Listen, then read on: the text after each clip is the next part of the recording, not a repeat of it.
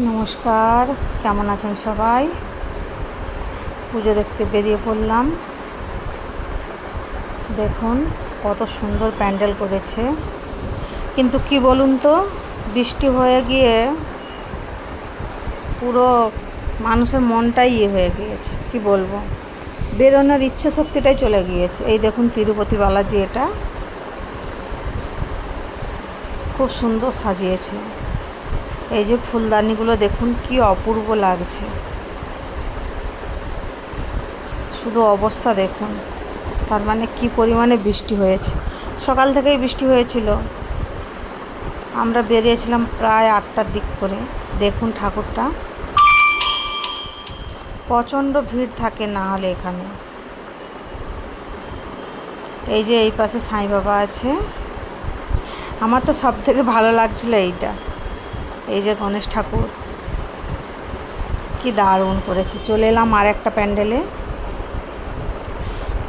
দেখেই খুব সুন্দর করেছে প্যান্ডেলটা। দেখুন ডেকোরেশনটা দারুণ করেছে। দেখুন শুধু অবস্থা, কার্পেটের উপর জল জমে আছে। আমরা বেরিয়েছিলাম, অনেকে যাদের ছোট ছোট বাচ্চা আছে ওরা তো বেরাতে পারে না। আমরা যখন বেরিয়েছিলাম তখনও বৃষ্টি পড়ছিল হালকা হালকা। চলে এলাম আর এক জায়গায়, এখানেও সব প্যান্ডেলগুলোই খুব সুন্দর করেছিল। এখানে উপরটা একটু ভালো করে ছাউনি ছিল, এটাতে নেই, ভিতরটাতে, এটা বাইরেটা। এই প্যান্ডেলেরই ভিতরটাতে খুব সুন্দর করে ছাউনি ছিল, জল টল ছিল না কিছুই। কি অপূর্ব করেছে দেখুন। উপরের দেখুন,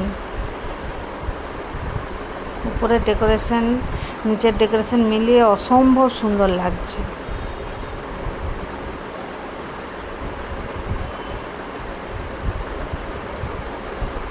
এই যে ঠাকুর, এখানে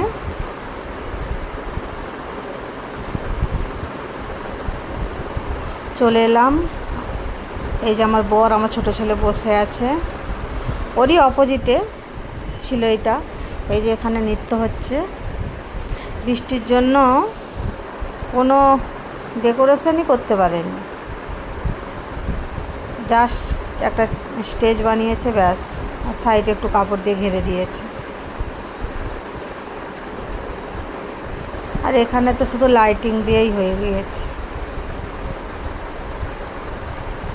ভালোই লাগছিল, লাইটিং দিয়ে করলেও ভালো লাগছিল।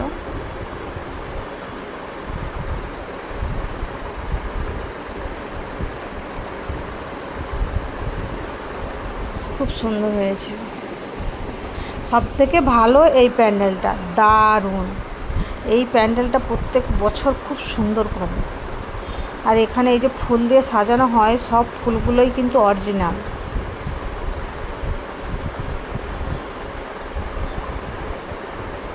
এই যে সবাই প্রসাদ পাচ্ছে। এখানে প্রসাদ ছিল পুলিহারা, মানে যেটাকে টক ভাত বলুন, বা অনেকে আবার লেমন রাইসও বলে এটাকে।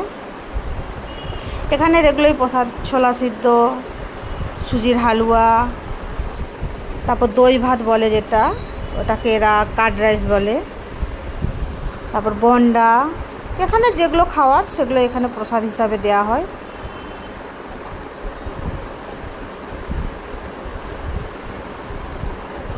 ভেজ অবশ্যই। এই প্যান্ডেলটাতে প্রচুর